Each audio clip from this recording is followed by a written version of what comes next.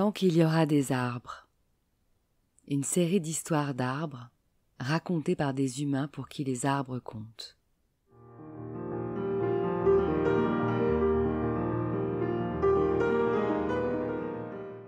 Un patchwork de voyages en enfance ou dans le monde qui justifie qu'au-delà de leurs bienfaits naturels scientifiquement prouvés, les arbres sont nos complices de vie et doivent rester les témoins de nos existences.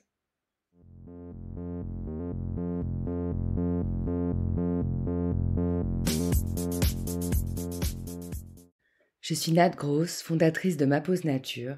Je guide des bains de forêt et des ateliers végétaux créatifs. J'aime fédérer autour de mes passions et créer du lien.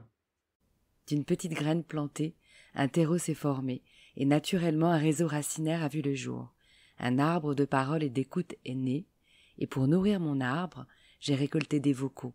Encore et encore.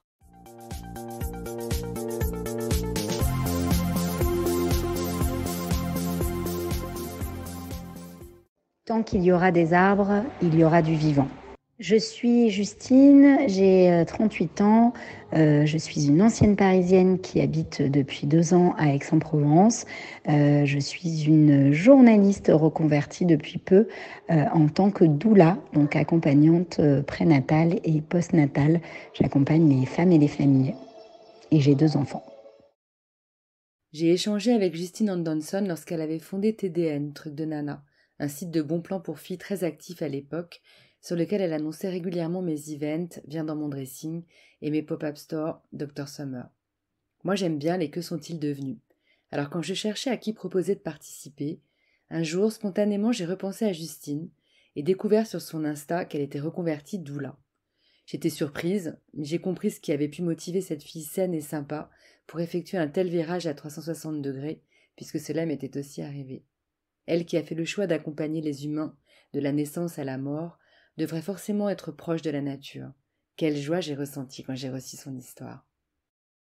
Il y a un arbre qui compte beaucoup pour les femmes de ma famille, plus particulièrement, qui est le saule pleureur. Le saule pleureur, c'est un arbre qui a beaucoup d'importance pour ma maman, qui en fait la transporte, à mon avis, lui amène son lot d'émotions. Et en fait, elle m'en a souvent parlé quand j'étais petite. Et du coup, je ne sais pas si c'est pour cette raison-là ou si c'est parce que je l'aime moi foncièrement, mais j'adore le saule pleureur. C'est un arbre que je trouve particulièrement poétique. C'est un arbre que j'imagine en fait au fil des années et que j'aime bien, auquel j'aime bien songer.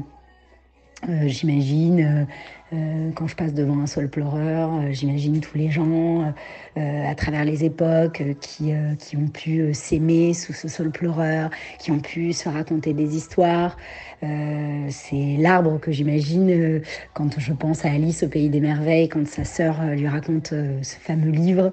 C'est un saule pleureur, c'est au saule pleureur que je pense quand j'imagine des familles en train de pique-niquer, que j'imagine des enfants en train de jouer à l'abri du soleil. Voilà, c'est vraiment le saule pleureur, c'est mon arbre préféré. C'est un arbre qui siège au milieu du grand jardin de mes parents et c'est vraiment l'arbre où on aime se réfugier, où on aime jouer à travers ses feuilles. J'aime l'ombrage qu'il procure.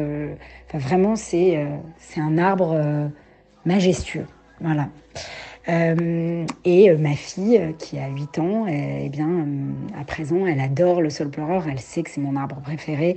Et dès qu'on voit un saule pleureur, quand on est en voiture, quand on est dans le train, chaque fois, elle me dit « Ah tiens, regarde, c'est ton arbre préféré ». Et c'est un arbre qu'on retrouve surtout, j'ai l'impression, en Europe. Moi qui adore voyager en Asie, en Afrique, je ne trouve pas ce type d'arbre. Après, il y a bien d'autres arbres majestueux et somptueux en Asie et en Afrique, mais c'est vrai que c'est un arbre qu'on retrouve surtout en Europe, de ce que je sais en tout cas. Et c'est un arbre que je trouve... il n'y a pas de mots en termes d'émotion qui me procure. C'est un arbre qui est à la fois puissant mais vulnérable. Voilà. C'est un arbre, on dirait, je me suis toujours dit que c'était un arbre qui laissait libre cours à ses émotions. On a l'impression qu'il pleure, et en même temps, quand il y a du vent, on a l'impression qu'il sourit. Et c'est vraiment un arbre ouais, que je trouve très beau dans la façon d'être à la fois fort et vulnérable. Voilà, cette histoire d'amour entre moi et le saule pleureur. Et d'ailleurs, il n'y a pas une fois où si je me balade et si je vois un saule pleureur dans une balade, mais c'est plutôt des arbres qu'on trouve à côté de l'eau ou dans des parcs, mais où je me pose 2 secondes dessous, ou en tout cas je vais à travers ces feuilles. Voilà. Bon, bah écoute, merci à toi Nathalie pour écouter ce petit message d'amour pour le saule pleureur. Merci Justine pour ce message d'amour envers le saule pleureur, celui des femmes de ta famille qui pleurent et qui sourient. L'attachement végétal, ça s'explique encore moins que l'attachement humain ou animal. C'est inné et inconscient. Son histoire étaye si bien mon propos. L'arbre témoin de votre famille réunie et le complice de vie des enfants qui s'y réfugient de génération en génération. Nul doute que ta fille perpétuera votre affection pour lui. Et tu sais, c'est drôle, car dans la symbolique des arbres, le saule représente la grand-mère et la nostalgie.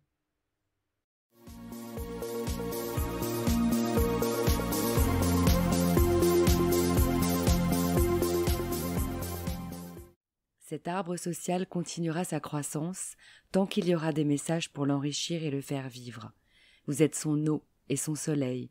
Alors merci de l'aider à grandir en likant et partageant ce projet, car tant qu'il y aura des arbres, il y aura le passé, le présent et l'avenir.